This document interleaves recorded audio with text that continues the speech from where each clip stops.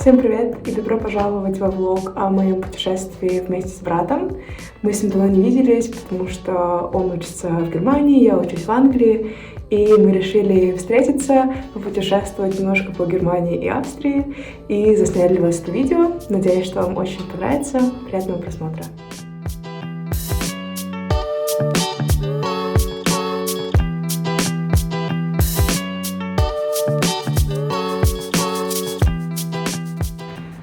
Короче, первый день в Германии. Мы выехали в Альпы.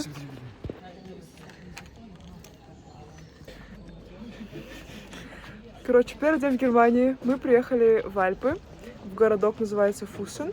И мы сейчас пойдем подниматься немножечко в горы, чтобы посмотреть на очень классный замок, который называется Нойшвайштайн. Зацените наши классные шапочки. И сейчас еще возьмем себе что-нибудь покушать, потому что я не завтракала. А Данёка завтракал. И у меня баварский завтрак. Вот зацените. Короче, баварский завтрак. Und Currywurst. Брецель и 2 сосиски Weisswurst. А у Даника Currywurst. Это типа соусом карри, да? Да. Все, говоришь guten Appetit. Guten Appetit. Говоришь, вкусная сосиска. Тут еще внутри, типа, какие-то кусочки зелени. Она мягкая, да, очень внутри? Да. Нормально. Реально вкусно. Как будет вкусно. Шмeckt gut. Шмeckt gut. И нужно, типа, зло. Шмeckt gut. Schmeckt gut. Schmeckt gut. Schmeckt gut. Блин, просто посмотрите, как здесь красиво. Это вообще... Это нечто.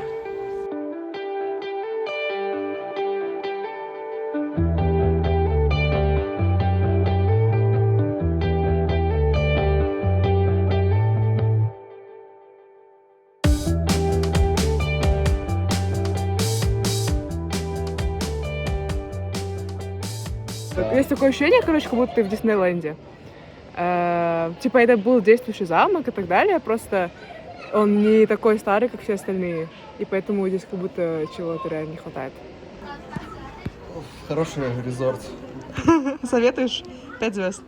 5 звезд, не меньше.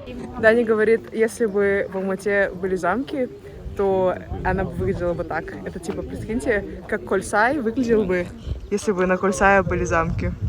Здесь капец, все так прям классно облагорожено. Мне кажется, вот чего у нас не хватает в наших горах, это вот именно таких вот классных дорожек красивых.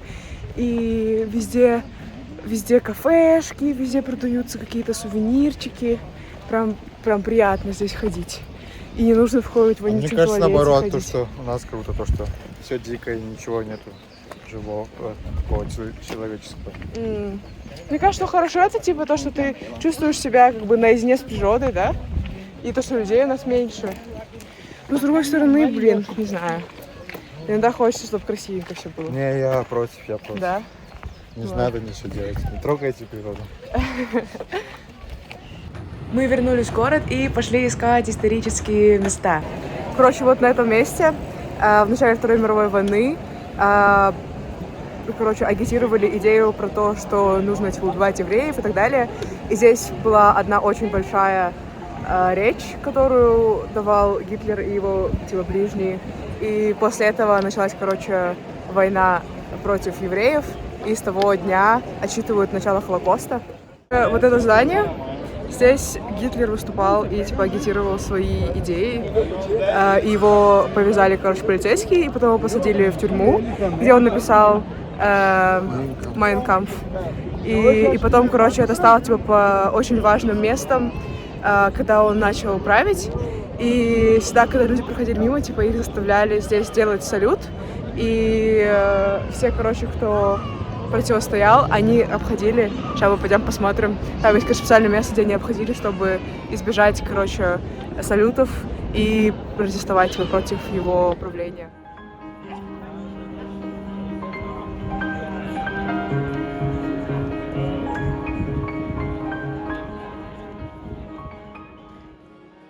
А потом мы направились в традиционный немецкий пивной зал, и атмосфера была там просто волшебная.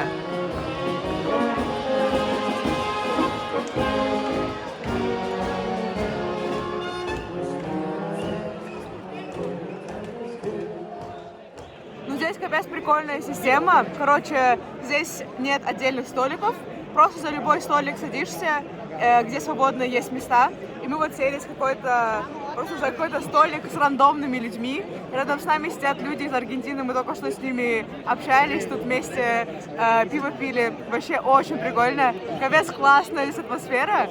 Мне немецкий пивной холл нравится больше, если честно, чем английские пабы. Потому что как будто все, не знаю, на атмосфере. Это, короче, мюнхенская пивоварня, которая не экспортирует свое пиво, и его можно только здесь попробовать. Вот у Даника здесь темное, у меня светлое.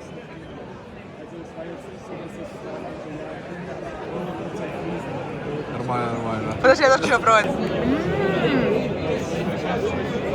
Здесь почему пиво вкуснее, чем в Англии?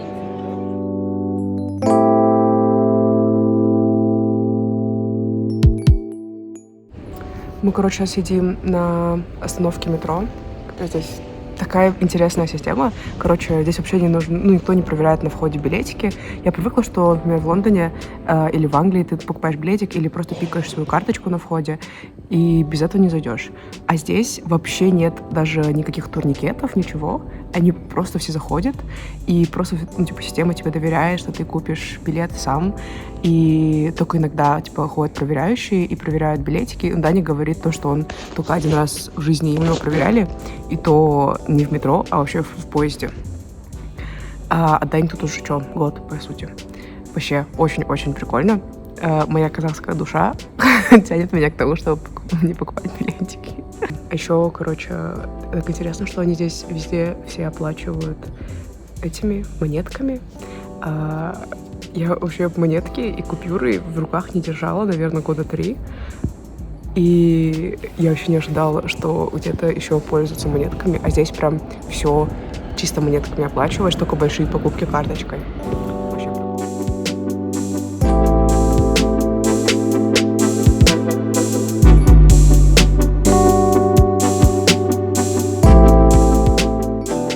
Никогда в жизни не думала, что я буду шарить за двигатели, но теперь я знаю, что из этого что.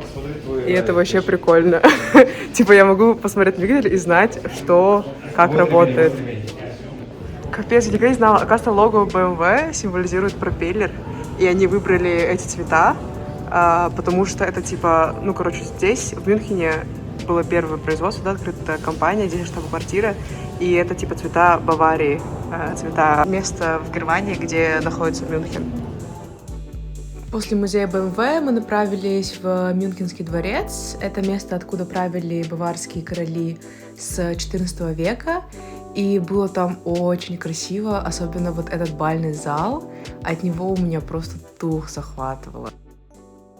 Как видно, Мюнхен во время войны был разбомблен, и поэтому многие вообще части замка вообще никак не сохранились. И это были просто, безумно красивые здания. И комнаты, которые сейчас выглядят, вообще так, потому что их просто, как их форму восстановили, но не полностью. Короче, пробуем немецкую. Что это, хрюшка какая-то? Колено хрюшки. Колено хрюшки. Кайф. Я свинка Пеппа. Хорошо.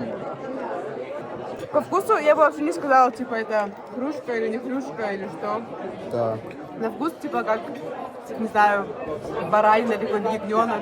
Я не знаю, что это. Мы не знаем, что это такое. Если бы мы знали, что это такое, мы не знаем, что это такое.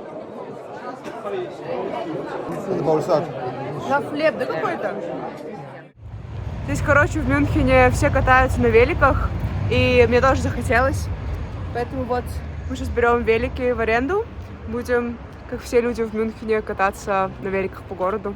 Такой же закат классненький, там вообще красота.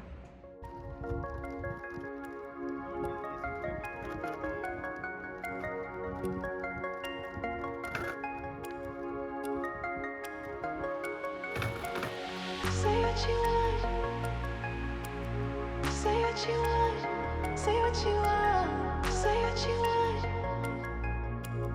Say what you want. Say what you want. Say what you want. Say what you want. Say what you want. Say what you want. Say what you want. Say what you want. Say what you want. Капец, я себя чувствую прям вообще туристкой, потому что у нас здесь не ловит интернет, поэтому мы везде, короче, с картами. Вообще так прикольно. Здесь капец жарко. Здесь капец жарко. Ну, это не яр.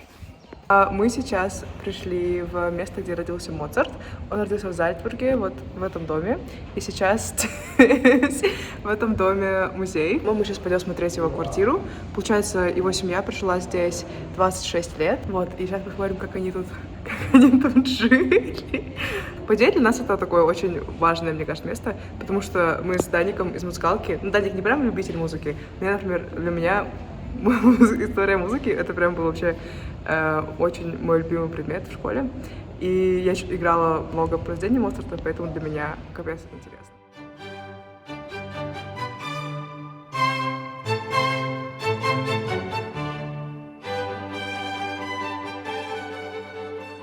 Оказывается, он в 5 лет уже умел играть на скрипке и на фортепиано.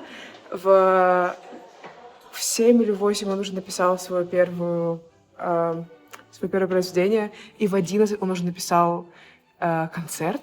В 16 он был концертмейстером в главном концертном зале в Зальцбурге, и потом он провел треть своей жизни, кажется. Да, и потом он провел треть своей жизни путешествия по миру со своими концертами. И это так круто. Там, короче, говорится то, что чувака было вообще, не оторвать от фортепиано.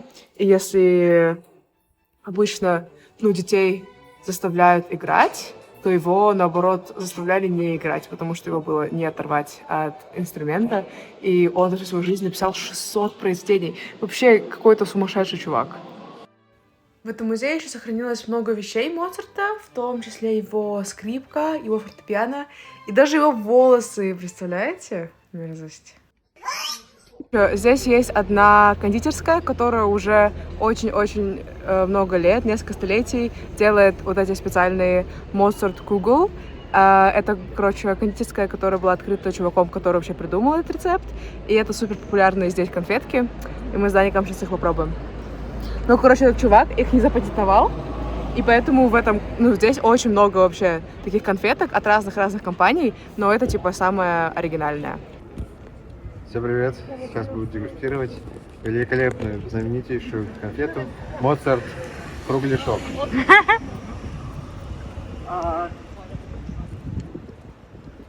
Только она открывается, такая упаковка. И это голова Моцарта. Пошутил. Повелись, да, я знаю. Если повелись, то ставьте лайк. Картошка обычная. Внутри, да, вот эта вот структура? Картошка, да. Но снаружи шоколад просто такой мягкий. Да. Картошка в шоколаде.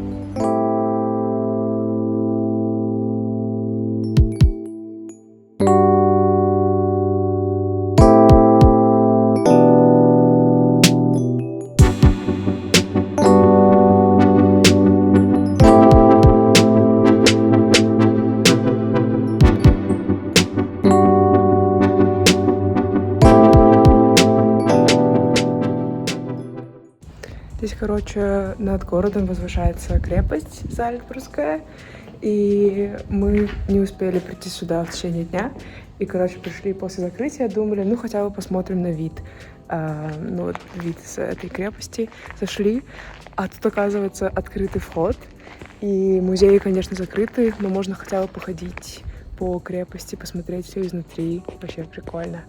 Так красиво, такая большая крепость здесь, и вид просто шикарный. Да ё-моё.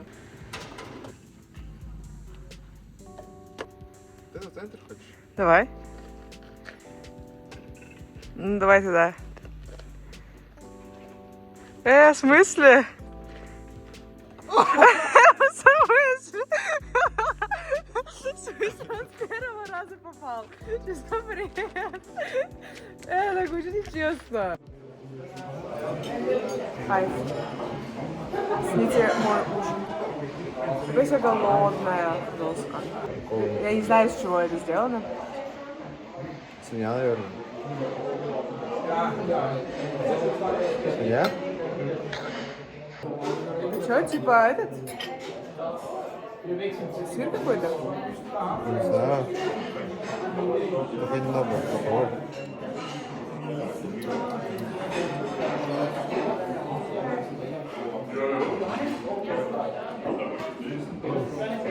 Что это такое? Ну, это, короче, как васаби. Что-то отдает чем-то васаби. Прикол. Короче, нам тут принесли десертик. Это специальный зальцбургский десерт. Он, получается, символизирует 3 горы, которые окружают Зальцбург.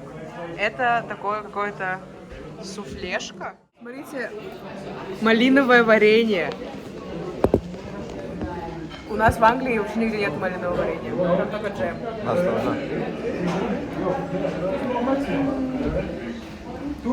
А оно такое прям воздушное.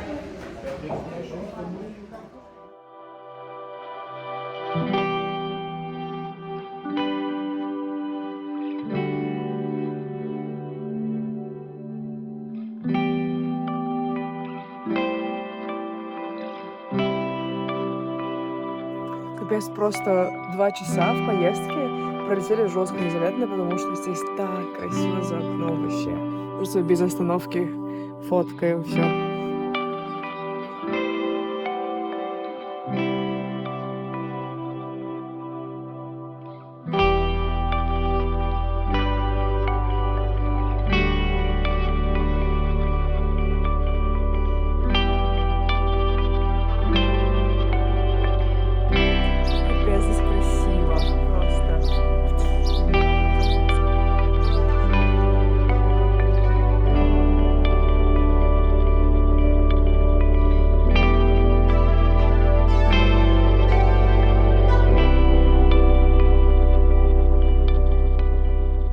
Мы наконец убежали от шума туристов, и мы сейчас идем к какому-то водопаду.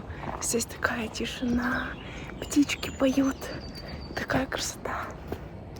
Вообще, не жизнь, а сказка.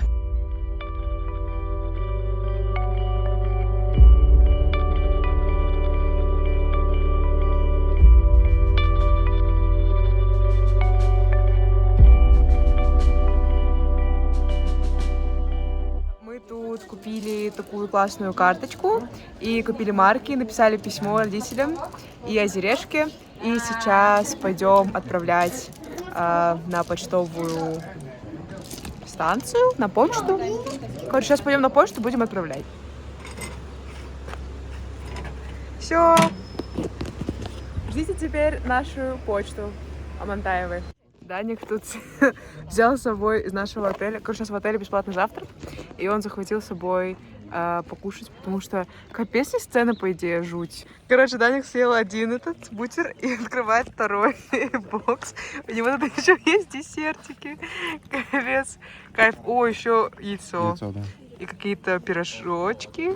Кайф. Давай, cheers. Вообще, я так рада, что мы в итоге поехали в это путешествие. Я очень-очень долго откладывала. Вообще не знаю почему. Вообще, я давно не была в Европе.